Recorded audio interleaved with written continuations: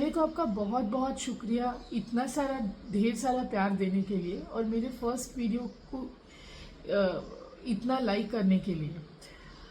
आपने टॉपिक्स भेजे और उसमें से एक टॉपिक था एंजाइटी, कि एंजाइटी से कैसे डील करते हैं। तो आज चलो इसके बारे में ही बात करते हैं।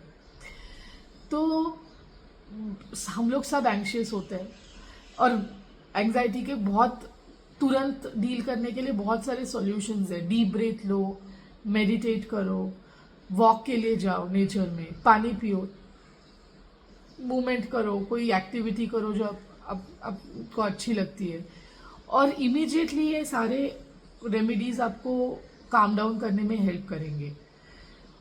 पर उससे लॉन्ग टर्म सॉल्यूशन तो है नहीं, राइट? तो चलो थोड़ा लॉन्ग टर्म सॉल्यूशन सोचते हैं क्या करना चाहिए कि एंशियस हो ही नहीं।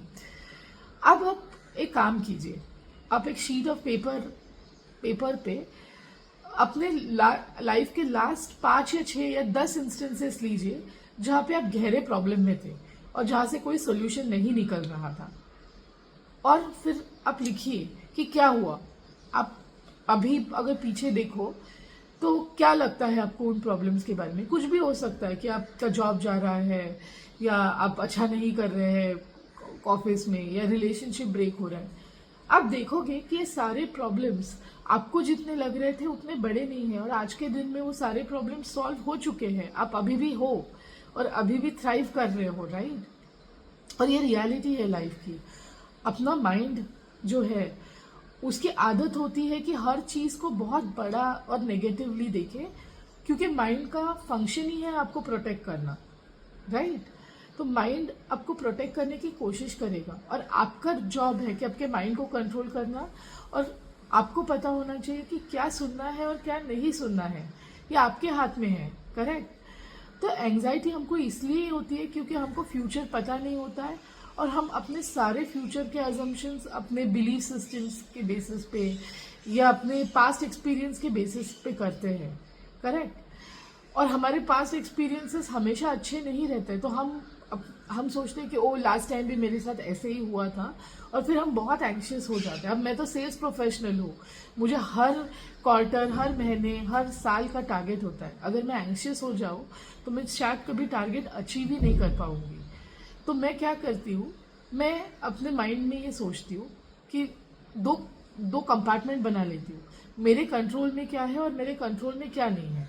तो मेरे कंट्रोल में है कि मैं हार्डवर्क डालूं, मेरे कंट्रोल में है कि मैं बहुत अच्छा काम करूं, राइट? जैसे रिलेशनशिप्स हो तो मेरे कंट्रोल में है कि मैं अपनी तरफ से अपना बेस्ट दूं, अपना टाइम दूं, अपना लव दूं, राइट? पर मेरे कंट्रोल में दूसरा पर्सन क्या कर रहा है वो तो कभी हो ही नहीं सकता। तो आउटकम मेरे कंट्रोल में कभी भी नहीं होगा। तो आउटकम के लिए ना मैं पूरा भरोसा करती हूँ कि इतनी मेहनत करने पे भगवान मेरे साथ अच्छा ही करेगा। मैं भगवान पे भरोसा कर लेती हूँ, तो मैं आउटकम छोड़ देती हूँ पूरी तरीके से। और अगर बुरा भी हुआ तो मैं सोचती हूँ कि चलो नेक्स्ट टाइम कोई नहीं, शायद इस टाइम कोई और डिजर्विंग था। तो मैं ऐसे सोच के आउटकम के बारे में सोचती ही नहीं हूँ और वो ही करती हूँ जो मेरे कंट्रोल में है। जो चीज़ें मेरे कंट्रोल में है वो मैं बहुत अच्छी तरीके से करती हूँ। ये करने से 2 चीज़ें होती है। आपकी जो एनर्जी वेस्ट हो रही है आउटकम के बारे में सोच के, वो होना बंद करेगी और वो सारी एनर्जी जाएगी इनपुट पे, जहां आप एक्चुअली कंट्रोल कर सकते हो, करेक्ट? एंड वो ही सही तरीका है चीजें करने का। और आप ये करके देखिए, और जब इमीडिएटली एंजाइटी या पैनिक अटैक हो तो लंबी सांस लेना, नेचर में जाके वॉक करना, घास पे बिना चप्पल के वॉक कीजिए, आपको बहुत अच्छा लगेगा। या कोई भी ऐसी एक्टिविटी कर दीजिए जो आपको अच्छी लगती है। डांस करना अच्छा लगता है तो डांस कीजिए, पेंटिंग अच्छी लगती है तो पेंटिंग कीजिए, गाना अच्छा लगता है तो गाना गाइए, और अपने माइंड को डिस्ट्रैक्ट कीजिए और फिर उस प्रॉब्लम पे जाइए वापस नए सिरे से। एंड मुझे पूरा भरोसा है कि आप इससे बहुत अच्छे तरीके से रूट कॉज से डील कर पाओगे। अगर आपको पता चले कि आपका माइंड कैसे ऑपरेट करता है, अपने थॉट्स कैसे आते हैं, तो आप उनको बहुत अच्छी तरीके से मैनिपुलेट और मैन्योर कर पाओगे, ठीक है? आई होप कि वीडियो आपकी हेल्प करे और एंजाइटी से डील करने में मदद करे। बाय।